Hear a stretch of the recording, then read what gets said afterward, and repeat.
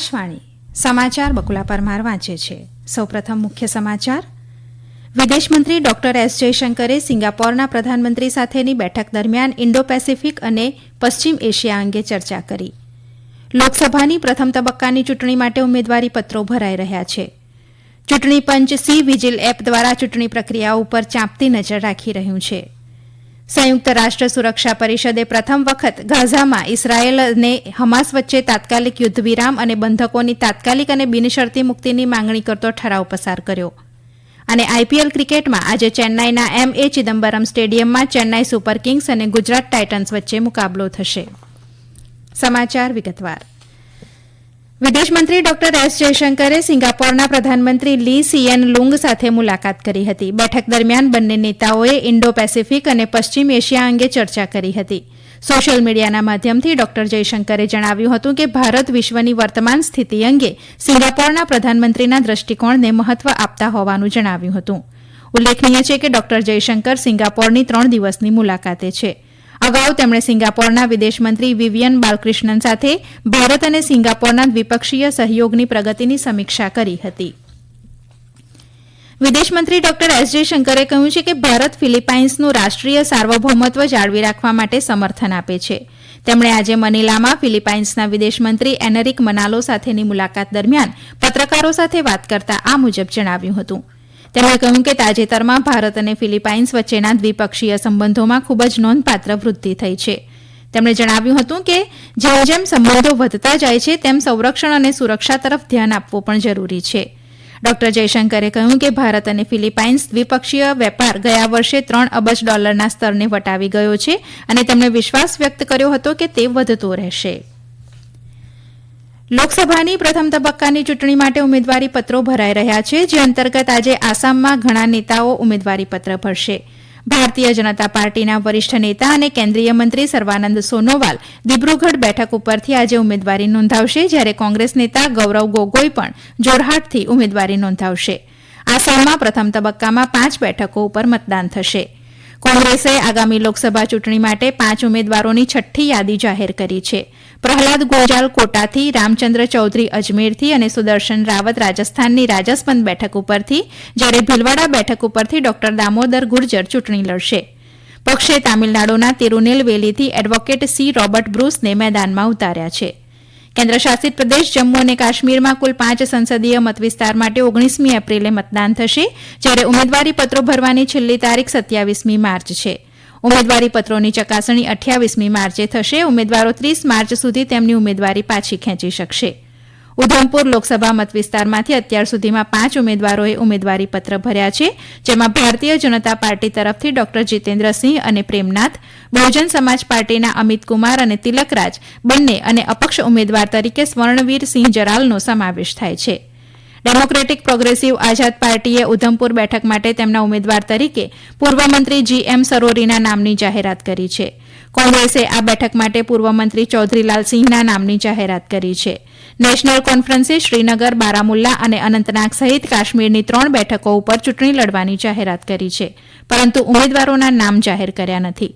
પીડીપીએ હજુ સુધી તે કેટલી બેઠકો ઉપર ચૂંટણી લડશે તે અંગે કોઈ નિર્ણય લીધો નથી. ચૂંટણી પંચ સી વિજિલ એપ દ્વારા ચૂંટણી પ્રક્રિયા ઉપર ચાંપતી નજર રાખી રહ્યું છે. આ એપ દ્વારા આદર્શ આચાર સંહિતા ભંગ અંગેની ઓનલાઈન ફરિયાદો, ફોટા, વિડીયો વગેરે સીધું ચૂંટણી પંચને મોકલી શકાશે.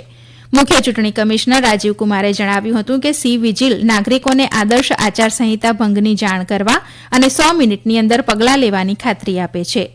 સી વિજિલ એ યુઝર ફ્રેન્ડલી અને ઓપરેટ કરવામાં સરળ એપ્લિકેશન છે, જે જાગૃત નાગરિકોને જિલ્લા કંટ્રોલ રૂમ, રિટર્નિંગ ઓફિસર અને ફ્લાઇંગ સ્ક્વોડ ટીમો સાથે જોડે છે. આ એપનો ઉપયોગ કરીને નાગરિકો રાજકીય ગેરવર્તણૂકની ઘટનાઓ ઘરે બેઠા રિટર્નિંગ ઓફિસરને જાણ કરી શકશે. સી વિજિલ એપ ઉપર ફરિયાદ મોકલતાની સાથે જ ફરિયાદીને એક આઈડી પ્રાપ્ત થશે, જેના દ્વારા વ્યક્તિ તેમના મોબાઈલ ઉપર ફરિયાદને ટ્રેક કરી શકશે. શ્રીલંકાના રાષ્ટ્રપતિ રાનિલ વિક્રમસિંઘેએ કહ્યું છે કે આગામી વર્ષોમાં વિકાસનું કેન્દ્રબિંદુ ભારત છે અને ડિજિટલ પબ્લિક ઇન્ફ્રાસ્ટ્રક્ચરના ક્ષેત્રમાં ભારતે જે કર્યું છે તેની નકલ કરવી અને સફળતાને આગળ ધપાવવી તે શ્રીલંકાના હિતમાં છે. આજે શ્રીલંકાના કોલંબોમાં ભારતીય ઉચ્ચાયુક્ત દ્વારા આયોજિત ડિજિટલ પબ્લિક ઇન્ફ્રાસ્ટ્રક્ચર અંગેની પરિષદમાં તેઓ બોલી રહ્યા હતા. શ્રી વિક્રમસિંઘેએ જણાવ્યું હતું કે ગયા વર્ષે તેમની મુલાકાત દરમિયાન તેમણે પ્રધાનમંત્રી નરેન્દ્ર મોદી સાથે શ્રીલંકાના પડકારો અને તકો અંગે ચર્ચા કરી હતી અને દ્વિપક્ષીય સંબંધોમાં ડિજિટલ જાહેર માળખાકીય સુવિધાઓને એકસાથે લાવવાનો નિર્ણય કર્યો હતો. આ પ્રસંગે શ્રીલંકા ખાતેના ભારતના ઉચ્ચાયુક્ત સંતોષ ઝાએ પ્રધાનમંત્રી નરેન્દ્ર મોદી દ્વારા સંચાલિત ડિજિટલ ઇન્ડિયાની સફળતા વિશે વિગતવાર માહિતી આપી હતી. તેમણે ગયા મહિને શ્રીલંકામાં યુપીઆઈની શરૂઆત અને આગામી સમયમાં ભારત દ્વારા શ્રીલંકામાં અમલમાં મુકાઈ રહેલા યુનિક ડિજિટલ આઇડેન્ટિટી પ્રોજેક્ટ વિશે વાત કરી હતી. શ્રીલંકાની મધ્યસ્થ બેન્કે આજે વ્યાજ દરોમાં 50 બેઝિસ પોઈન્ટનો ઘટાડો કર્યો છે. તેની સૌથી ખરાબ નાણાકીય કટોકટી વચ્ચે વૃદ્ધિને ઉત્તેજન આપવા માટે આ ઘટાડો કરાયો છે. મધ્યસ્થ બેન્કે સ્ટેન્ડિંગ ડિપોઝિટ ફેસિલિટી રેટ ઘટાડીને 8.50% અને સ્ટેન્ડિંગ લેન્ડિંગ ફેસિલિટી રેટ 9.50% કર્યો છે. મધ્યસ્થ બેન્કના ગવર્નર ડોક્ટર નંદલાલ વીરાસિંઘે જણાવ્યું હતું કે જો ફુગાવો 4% થી 5%ની વચ્ચે સ્થિર રહેશે તો નાણાકીય સરળતા માટે અવકાશ રહેશે. આ સમાચાર આપ આકાશવાણી ઉપરથી સાંભળી રહ્યા છો. સંયુક્ત રાષ્ટ્ર સુરક્ષા પરિષદે પ્રથમ વખત ગાઝામાં ઇઝરાયેલ અને હમાસ વચ્ચે તાત્કાલિક યુદ્ધ વિરામ અને બંધકોની તાત્કાલિક અને બિનશરતી મુક્તિની માંગણી કરતો ઠરાવ પસાર કર્યો છે. આ પ્રસ્તાવને 14 દેશોએ સમર્થન આપ્યું હતું જ્યારે અમેરિકા મતદાનથી દૂર રહ્યું હતું. સંયુક્ત રાષ્ટ્ર સુરક્ષા પરિષદમાં અમેરિકાના રાજદૂત લિન્ડા થોમસ ગ્રીનફિલ્ડે યુદ્ધ વિરામ દરમિયાન પસાર થવામાં વિલંબ માટે હમાસને જવાબદાર ઠેરવતા મતભેદને કારણે અમેરિકા મતદાનથી દૂર રહ્યું હોવાનું કહ્યું હતું. ઉલ્લેખનીય છે કે ગયા વર્ષે 7મી ઓક્ટોબરે ઇઝરાયેલ ઉપર થયેલા હુમલા બાદથી ઇઝરાયેલ હમાસ યુદ્ધમાં સંયુક્ત રાષ્ટ્ર સુરક્ષા પરિષદ 2 ભાગમાં વહેંચાઈ ગઈ છે. રજૂ કરાયેલી 8 દરખાસ્તોમાંથી અત્યાર સુધીમાં માત્ર 2 જ પાસ થઈ છે. આ બંને પ્રસ્તાવ ગાઝા પટ્ટીને માનવતાવાદી સહાય પૂરી પાડવા અંગે હતા. ભારતીય તટરક્ષક દળનું વિશેષ પ્રદૂષણ નિયંત્રણ જહાજ સમુદ્ર પહેરેદાર એશિયાઈ દેશોમાં વિદેશી તૈનાતી માટે ફિલિપાઇન્સની મનીલા ખાડીમાં પહોંચ્યું છે. આ મુલાકાતનો ઉદ્દેશ ભારતીય કોસ્ટગાર્ડની દરિયાઈ પ્રદૂષણ નિવારણ ક્ષમતાઓને પ્રદર્શિત કરવાનો અને એશિયાઈ ક્ષેત્રમાં દરિયાઈ પ્રદૂષણ અંગે ચિંતા વ્યક્ત કરવાનો છે. વિદેશ મંત્રાલયે કહ્યું હતું કે જહાજ ખાસ પ્રદૂષણ નિયંત્રણ સાધનો અને ચેતક હેલિકોપ્ટરથી સજ્જ છે. ગયા વર્ષે ભારતીય તટરક્ષક દળના વિશેષ જહાજોએ કંબોડિયા, મલેશિયા, સિંગાપોર, થાઇલેન્ડ અને ઇન્ડોનેશિયાની મુલાકાત લીધી હતી. રાષ્ટ્રીય મહિલા આયોગે અભિનેત્રી કંગના રનૌત વિરુદ્ધ કથિત વાંધાજનક ટિપ્પણી કરવા બદલ કોંગ્રેસ પ્રવક્તા સુપ્રિયા શ્રીનેત અને પાર્ટીના નેતા એચ.એસ. આહિર વિરુદ્ધ કડક કાર્યવાહી કરવા ચૂંટણી પંચને અપીલ કરી છે. મહિલા આયોગના વડા રેખા શર્માએ સોશિયલ મીડિયાના માધ્યમથી તેમણે આ અંગે ચૂંટણી કમિશનરને પત્ર લખ્યો હોવાનું જણાવ્યું હતું. કોંગ્રેસ પ્રવક્તા સુપ્રિયા શ્રીનેત અને નેતા એચ.એસ. આહિરે સોશિયલ મીડિયા ઉપર કંગના રનૌત વિશે કરેલી અપમાનજનક ટિપ્પણીઓ અંગે મહિલા આયોગના અધ્યક્ષે કહ્યું છે કે આ પ્રકારનું વર્તન અસહ્ય અને મહિલાઓના સન્માનની વિરુદ્ધ છે. ઉલ્લેખનીય છે કે અભિનેત્રી કંગના રનૌત હિમાચલ પ્રદેશની મંડી લોકસભા બેઠક ઉપરથી ભારતીય જનતા પાર્ટીના ઉમેદવાર તરીકે ચૂંટણી લડી રહી છે.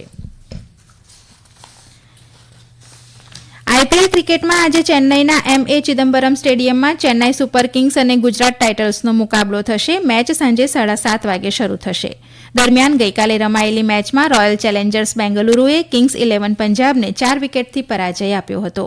રોયલ ચેલેન્જર્સ બેંગલુરુએ ટોસ જીતીને બોલિંગ કરવાનું પસંદ કર્યું હતું. પંજાબ કિંગ્સે આપેલા 177 રનના લક્ષ્યાંકનો પીછો કરતા રોયલ ચેલેન્જર્સે 19.2 ઓવરમાં 6 વિકેટે 178 રન બનાવ્યા હતા. વિરાટ કોહલીને 77 રન કરવા બદલ પ્લેયર ઓફ ધ મેચ જાહેર કરવામાં આવ્યો હતો. ટેનિસમાં રોહન બોપન્ના અને મેથ્યુ એબડેનની જોડીએ મિયામી માસ્ટર એટીપી 1000 ટુર્નામેન્ટના બીજા રાઉન્ડમાં પ્રવેશ કર્યો છે. આ જોડીએ ઇટાલિયન જોડીને પરાજય આપ્યો હતો. અંતમાં મુખ્ય સમાચાર ફરી એકવાર. વિદેશમંત્રી ડોક્ટર એસ જયશંકરે સિંગાપોરના પ્રધાનમંત્રી સાથેની બેઠક દરમિયાન ઇન્ડો પેસિફિક અને પશ્ચિમ એશિયા અંગે ચર્ચા કરી. લોકસભાની પ્રથમ તબક્કાની ચૂંટણી માટે ઉમેદવારી પત્રો ભરાઈ રહ્યા છે. ચૂંટણી પંચ સી વિજિલ એપ દ્વારા ચૂંટણી પ્રક્રિયા ઉપર ચાંપતી નજર રાખી રહ્યું છે. સંયુક્ત રાષ્ટ્ર સુરક્ષા પરિષદે પ્રથમ વખત ગાઝામાં ઇઝરાયેલ અને હમાસ વચ્ચે તાત્કાલિક યુદ્ધ વિરામ અને બંધકોની તાત્કાલિક અને બિનશરતી મુક્તિની માંગણી કરતો ઠરાવ પસાર કર્યો. અને આઈપીએલ ક્રિકેટમાં આજે ચેન્નાઈના એમ.એ. ચિદમ્બરમ સ્ટેડિયમમાં ચેન્નાઈ સુપર કિંગ્સ અને ગુજરાત ટાઇટન્સ વચ્ચે મુકાબલો થશે. આકાશવાણી ઉપરથી સમાચાર પૂરા થયા.